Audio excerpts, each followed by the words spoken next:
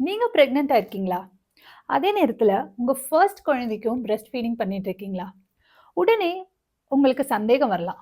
இதனால என் வயித்துக்குள்ள இருக்கிற குழந்தைக்கு ஏதாவது பாதிப்பு வருமா? இப்பவே நிறுத்தணுமா? 2 குழந்தைக்கும் பால் பத்துமா?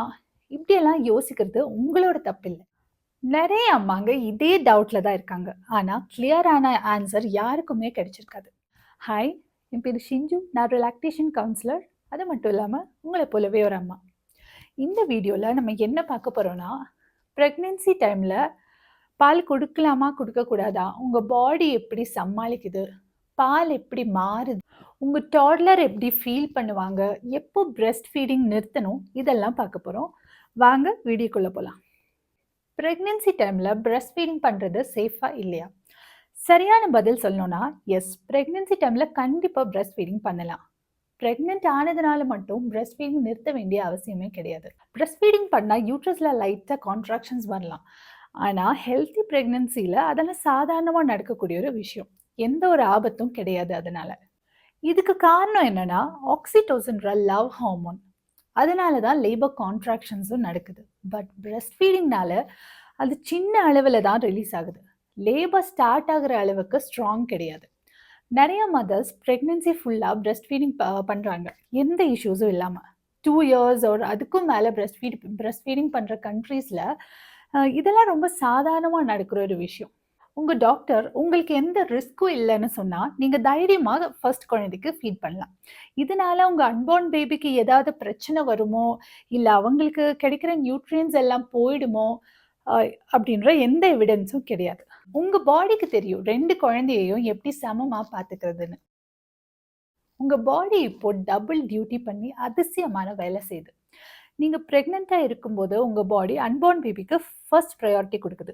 நியூட்ரியன்ஸ் முதல்ல யூட்ரஸ், பிளாசென்டா அப்புறம் ஃபீட்டல் டெவலப்மென்ட்க்கு போகுது. மிச்சம் இருக்கிற எனர்ஜி அண்ட் ஃபர்ஸ்ட் சைல்டோட டிமாண்ட வச்சு தான் பிரஸ்ட் மில்க் புரொடக்ஷனுக்கு சப்போர்ட் பண்ணுது. நீங்க நல்ல சத்தான உணவுகள் சாப்பிட்டு நிறைய தண்ணி குடிக்கிற வரைக்கும் உங்க பாடி 2 வேளையும் அருமையா செய்யும். நீங்க ஃபர்ஸ்ட் சைல்டுக்கு ஃபீட் பண்ணி அன்பார்ன் பேபிய உங்க வூம்ல க்ரோ பண்றது இயற்கைக்கே தெரிஞ்ச மாரின்னு கூட சொல்லலாம். அதனால உங்களுக்கு பசி ஜாஸ்தியாகும், நெறைய தாகம் எடுக்கலாம், ரொம்ப டயர்டா ஃபீல் பண்ணலாம். பட் அதெல்லாம் கம்ப்ளீட்லி நார்மல். இதெல்லாம் நீங்க சத்தான உணவு சாப்பிட்டு நல்ல ரெஸ்ட் எடுத்து உங்கள செல்ஃப் கேர் எடுத்துக்க வேண்டிய அறிகுறிகள். அதனால உங்க பாடிக்கு எந்த கன்ஃப்யூஷனும் இல்ல. ஏன்னா, அது உங்க ஃபர்ஸ்ட் சைல்ட், உங்க அன்பார்ன் பேபி, அப்புறம் உங்களுக்காகவும் வேலை செய்யுது. அடுத்தது how milk changes during pregnancy.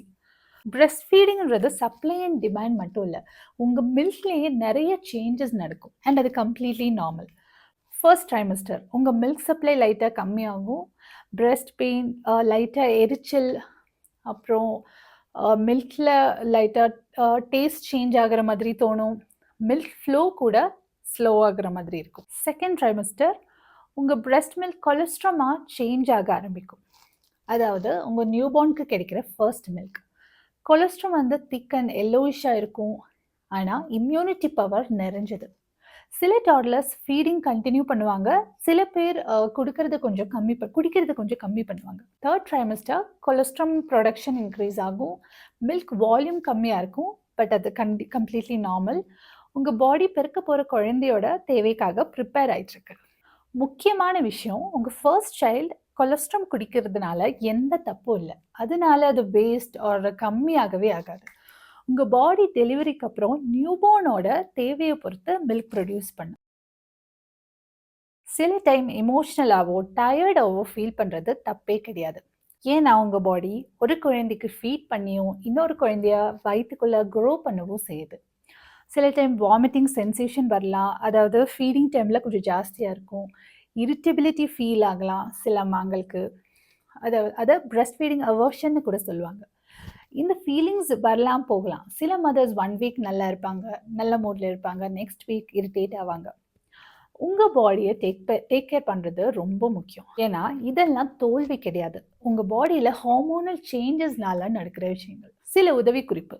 Feet பண்ணும்போது புத்தகம் படிங்க. இல்ல ஏதாவது சாஃப்ட் மியூசிக் கேட்டு கவனத்த திருப்புங்க. நெறைய தண்ணி குடிங்க. சின்ன சின்ன ஸ்நாக்ஸ் அடிக்கடி சாப்பிடுங்க.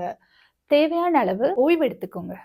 அடுத்தது toddler behaviour and emotional response. Toddlers சேஞ்சஸ்க்கு சென்சிட்டிவாக இருப்பாங்க. ப்ரெக்னென்சி டைமில் உங்கள் பாடியில் சேஞ்சஸ் நடக்கும்போது உங்கள் குழந்தை சிலதை நோட்டீஸ் பண்ணுவாங்க.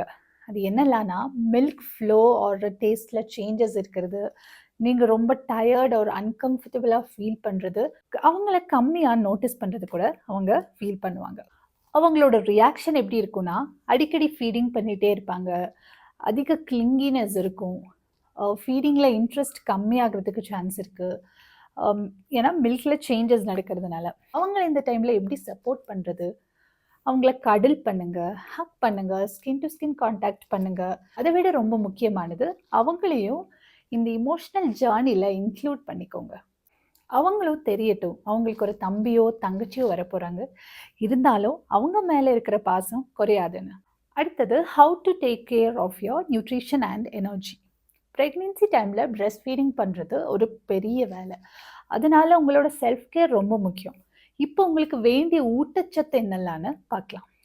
2லேருந்து 3 மணி நேரத்துக்கு ஒரு முறை சாப்பிடுங்க. நல்ல கொழுப்புகள், நெய், பருப்பு, தேங்காய், நார்ச்சத்துக்கள், விதைகள் இதெல்லாம் இன்க்ளூட் பண்ணிக்கோங்க. நல்ல கார்ப்ஸ், மில்லட்ஸ், சோளம், சர்க்கரைவள்ளி, அப்புறம் புரதச்சத்து, முருங்கைக்காய், முட்டை, மீன், பருப்பு, பன்னீர், அப்புறம் இரும்பு சத்து, கீரை, நல்லெண்ணெய், கருப்பட்டி, அப்புறம் நீர். தினம் 2.5லேருந்து 3 லிட்டர் குடிக்கணும். மருத்துவ ஆலோசனையுடன் ப்ரீநேட்டல் சப்ளிமெண்ட் சாப்பிடணும். அப்புறம் calcium, iron, vitamin D, B12 இதெல்லாம் செக் பண்ணணும். அது மட்டும் இல்லாமல் ஹெல்ப் கேளுங்க. உங்கள் பார்ட்னர் இல்லை ஃபேமிலி மெம்பர்ஸ் யாராவது உங்களை ஹெல்ப் பண்ணட்டும். நீங்கள் ஒரு குழந்தைக்கு பிரெஸ்ட் ஃபீடிங் பண்ணி இன்னொரு குழந்தைய உள்ளே க்ரோ பண்ணுறீங்க. அதனால உங்களுக்கு ரெஸ்ட்டும் சப்போர்ட்டும் தேவை. அடுத்தது, டேண்டம் நர்சிங் ஆஃப்டர் பர்த். 2 குழந்தைங்களுக்கு ஒரே டைமில் பிரெஸ்ட் ஃபீடிங் பண்ணுறதுக்கு பேர் தான் டேண்டம் ஃபீடிங். அது சேஃபானு கேட்டால் கண்டிப்பாக சேஃப். உங்கள் மில்க் 2 பேருக்கும் பத்துமா? கண்டிப்பாக 2 பேர்த்துக்கும் வேண்டிய மில்க் உங்கள் பாடி ப்ரொடியூஸ் பண்ண ஆரம்பிக்கும். டேண்டம் நர்சிங்கான சில டிப்ஸ். எப்பவும் ஃபர்ஸ்ட் நியூபார்னை ஃபீட் பண்ணுங்க. ஏன்னா அவங்களோட ஃபுட் பிரெஸ்ட் மில்க் மட்டும்தான், அதை மட்டுமே டிபெண்ட் பண்ணியிருக்காங்க. அப்போ தான் நியூபார்னுக்கு கிடைக்க வேண்டிய foremilk and hindmilk கிடைக்கும். அதுக்கப்புறம் டாட்லருக்கு ஃபீட் பண்ணுங்க. நியூபார்னை பராமரிக்கிறதுல உங்கள் டாட்லரையும் இன்க்ளூட் பண்ணிக்கோங்க. அது சிப்ளிங்ஸ் பாண்டிங்கை உருவாக்கும். டேண்டம் நர்சிங் உங்கள் நியூபார்ன், டாட்லர் அப்புறம் உங்களுக்கு இமோஷ்னலாக ஃபுல்ஃபில்லாக தான் இருக்கும். பட் சில டைம்ஸ் ரொம்ப டயர்ட்னஸ் இருந்தாலும் அது கம்ப்ளீட்லி நார்மல். இது பர்ஃபெக்டாக இருக்கணுன்றது கிடையாது. பட் ஸ்லோவாக தான் இதெல்லாம் பேலன்ஸ் பண்ண முடியும் உங்களால். அடுத்தது, when should you stop? Only if medically advised. Pregnancy ஆனதுனால மட்டும் பிரெஸ்ட் ஃபீடிங் நிறுத்த வேண்டிய அவசியமே கிடையாது.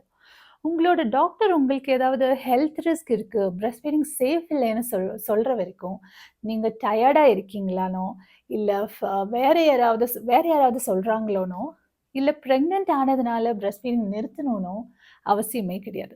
உங்களுக்கு ஏதாவது தனிப்பட்ட ரிஸ்க் இருக்குன்னு டாக்டர் அட்வைஸ் பண்ணுற வரைக்கும் அப்போ கூட அந்த டெசிஷன் நீங்கள் எடுக்கணும். அந்த சிச்சுவேஷனில் எது சேஃப்னு கிளியராக புரிஞ்சுக்கிட்டு. சப்போஸ் எந்த மெடிக்கல் ரீசனும் இல்லை, நீங்கள் கம்ஃபர்டபுளாக இருக்கீங்கன்னா கண்டிப்பாக பிரெஸ்ட் ஃபீடிங் கண்டினியூ பண்ணலாம். உங்கள் பாடி, உங்கள் பேபி, உங்கள் சாய்ஸ். அடுத்தது, letting go of guilt and making peace. இந்த பயணம் ரொம்ப இமோஷ்னலானது. 2 குழந்தைக்கும் இடையில நீங்கள் சோர்வடையலாம். சில டைம் நீங்கள் ப்ரௌட் ஆகலாம், இல்லை டயர்ட் ஆகலாம், இல்லை இமோஷ்னல் ஆகலாம். இதெல்லாம் ஒரே சமயத்தில் ஃபீல் பண்ணலாம். அது ரொம்பவே நார்மல். டயர்டாக இருக்கிறதுனால நீங்கள் வீக்குன்றது கிடையாது. உங்களுக்கு தனிப்பட்ட சமயம் வேணும்னு நினச்சிங்கன்னா நீங்கள் செல்ஃபிஷ் கிடையாது. உங்கள் டாட்லரை நீங்கள் ஸ்பாயில் பண்ணலை. உங்கள் நியூபார்னுக்கு நீங்கள் எந்த தீங்கும் செய்யலை. 2 குழந்தைகளுக்கும் எல்லாம் செய்கிற நீங்கள் ஒரு ஸ்ட்ராங் அண்ட் லவ்விங் மதர். நீங்கள் வீனிங் இல்லை பிரெஸ்ட் ஃபீடிங் கண்டினியூ பண்ணுறது, இப்படி எந்த சாய்ஸ் எடுத்தாலும் அது நல்லதுக்கு தான். நீங்கள் ப்ரெக்னெண்ட்டாக இருக்கும்போது பிரெஸ்ட் ஃபீடிங் பண்ணுறீங்கன்னா நீங்கள் ஒரு ஸ்ட்ராங் அண்ட் பவர்ஃபுல்லான ஒரு பியூட்டிஃபுல்லான விஷயத்த பண்ணிகிட்ருக்கீங்க.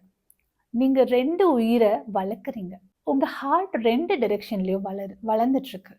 உங்கள் கைகள் 2 உலகத்தை தாங்கிட்டுருக்கு. உங்கள் வழி எதுவாக இருந்தாலும் சரி, நீங்கள் ஒரு விஷயத்தை ஞாபகம் வச்சுக்கோங்க. நீங்கள் ஒரு அருமையான தாய். உங்களுக்கு ரெஸ்ட் தேவைப்படுது. நீங்கள் பெருமையாக ஃபீல் பண்ணலாம். இந்த வீடியோ உங்களுக்கு பிடிச்சிருந்தா லைக், ஷேர், சப்ஸ்கிரைப் பண்ணுங்கள். அடுத்த வீடியோவில் உங்களை சந்திக்கிற வரைக்கும் தேங்க்யூ, பபாய்.